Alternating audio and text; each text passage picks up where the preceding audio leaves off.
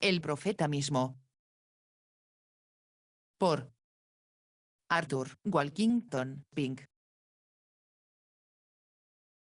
Repasando muy brevemente el tema tratado en el capítulo anterior, hemos visto, primero, que la aparición en escena de un profeta de Dios es indicativa de una época de decadencia y alejamiento de Dios, siendo su mensaje necesario debido al gran fracaso de quienes lo han precedido.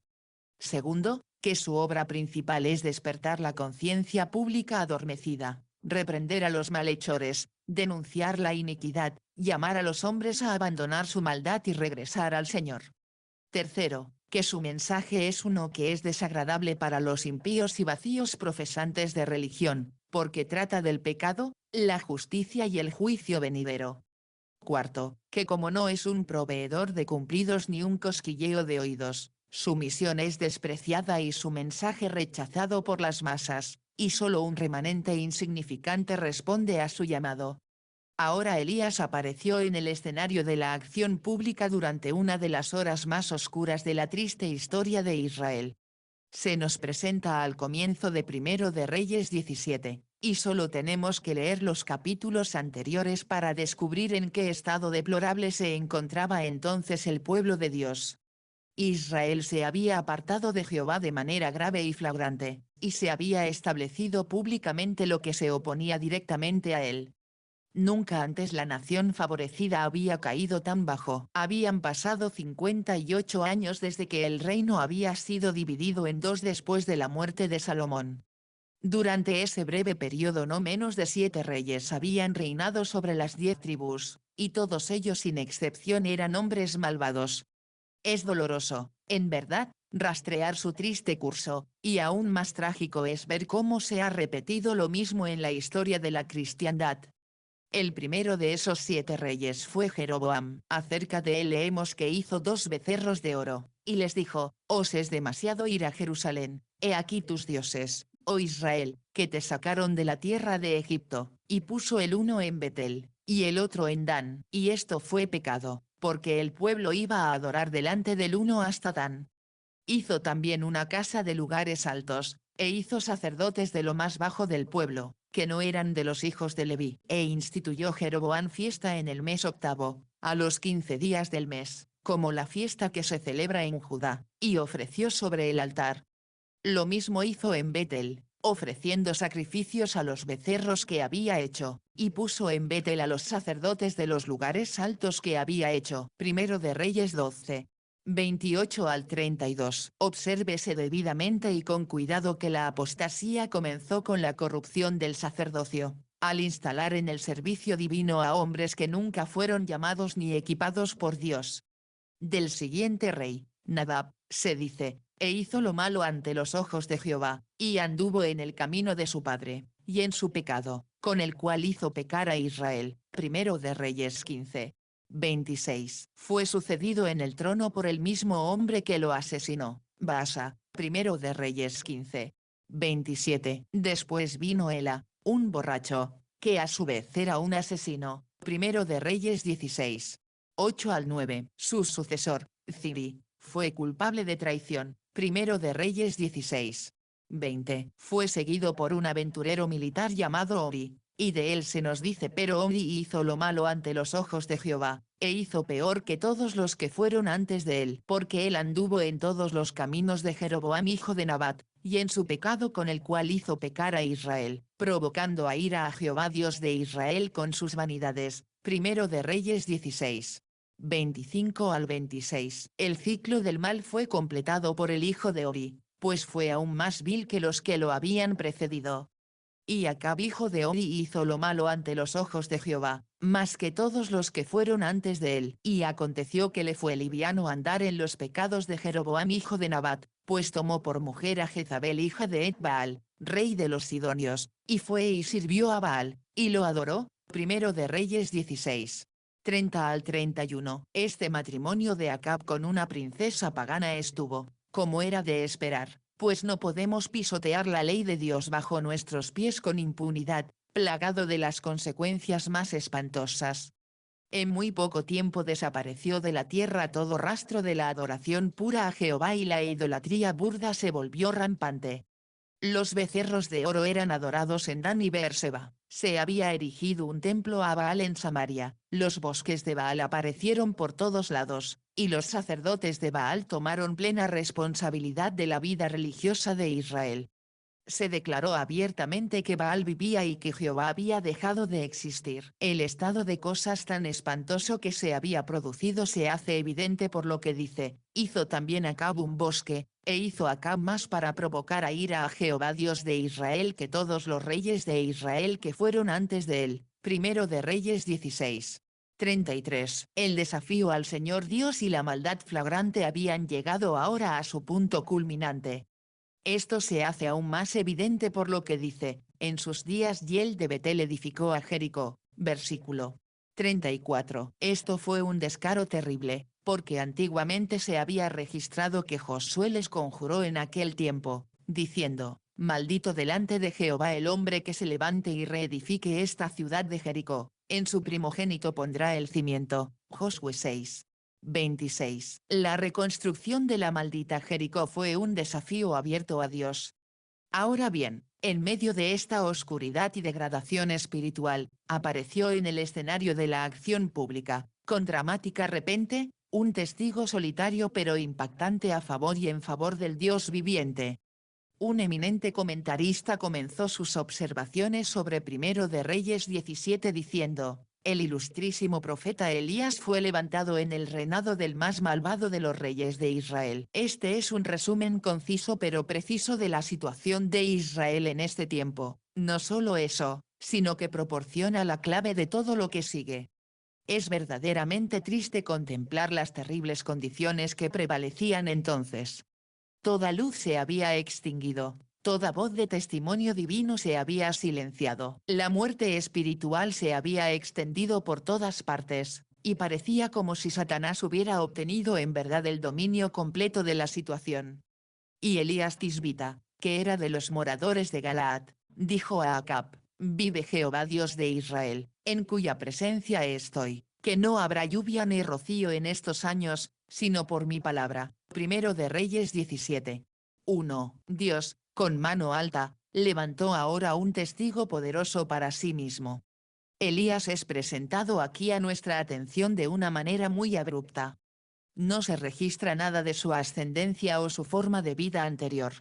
Ni siquiera sabemos a qué tribu pertenecía, aunque el hecho de que era de los moradores de Galaad hace probable que perteneciera a Gad o a Manasés, porque Galaad estaba dividida entre ellos. Galaad estaba situada al este del Jordán, era salvaje y accidentada, sus colinas estaban cubiertas de bosques frondosos, su terrible soledad solo era interrumpida por el murmullo de los arroyos de la montaña, sus valles eran el refugio de fieras salvajes. Como hemos señalado anteriormente, Elías se nos presenta en la narración divina de una manera muy extraña, sin que se nos diga nada de su ascendencia o de su vida temprana.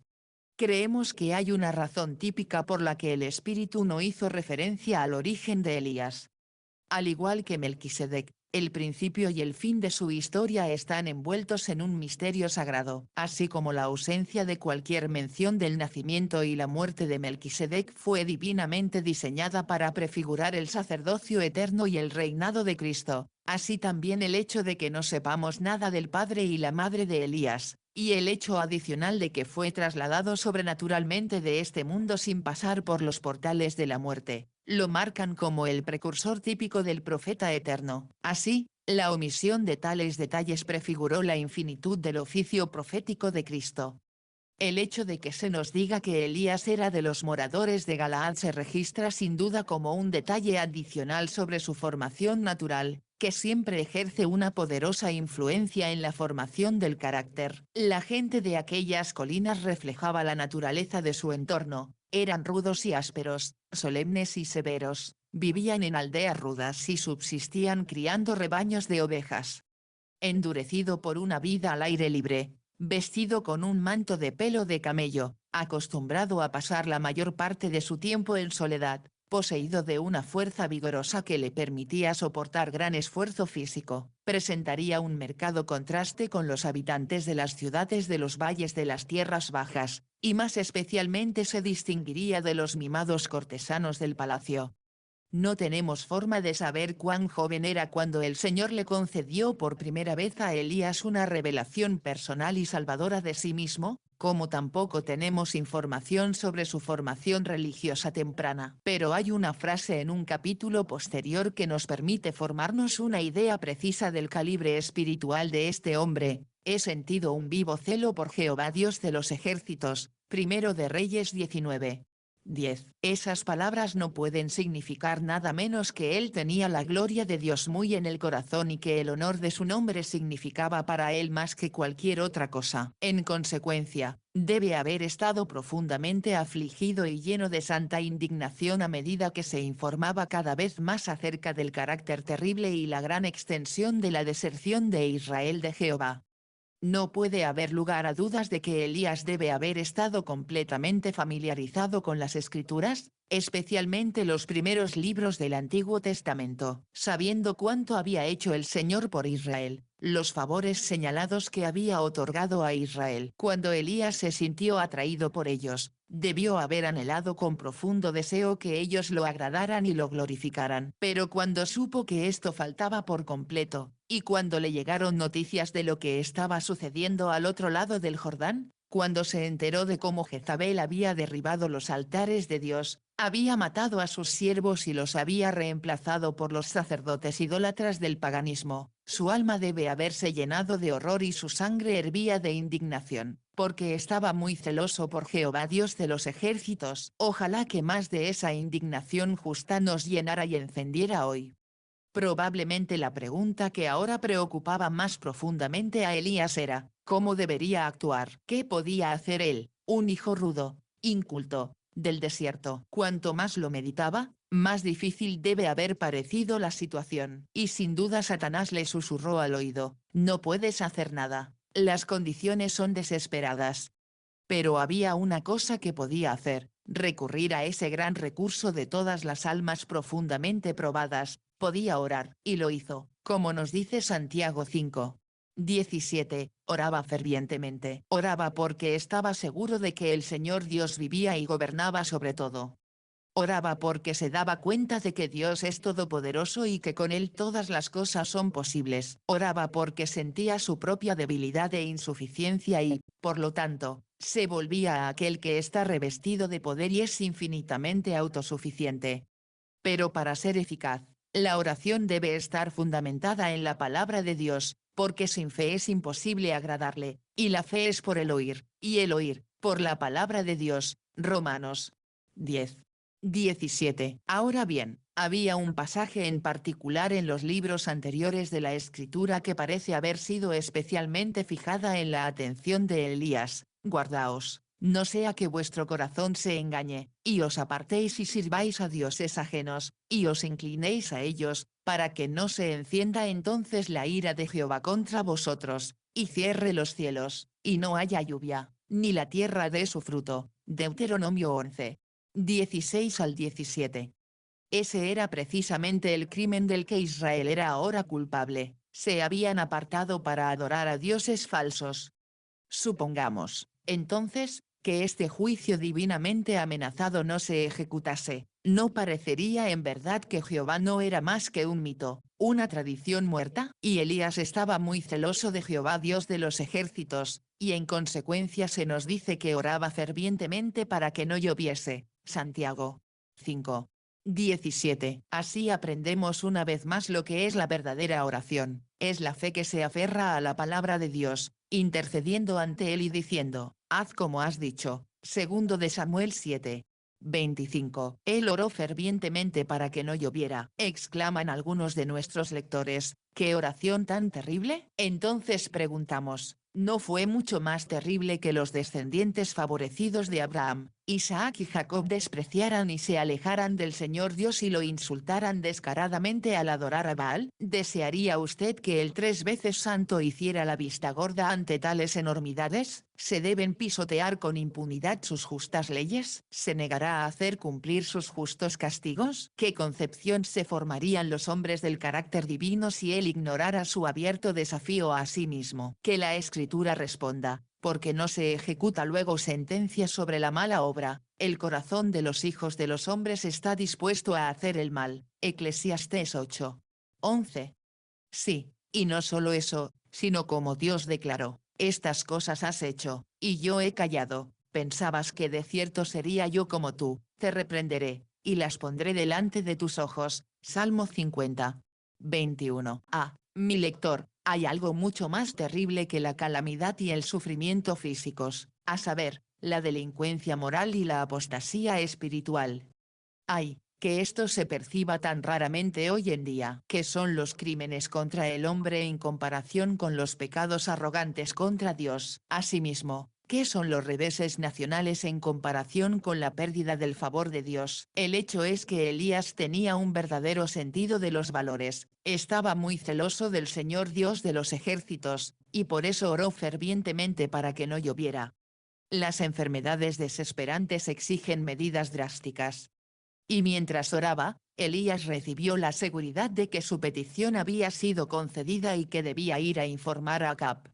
Cualquiera que fuera el peligro que el profeta pudiera correr personalmente, tanto el rey como sus súbditos debían aprender la conexión directa entre la terrible sequía y sus pecados que la habían ocasionado.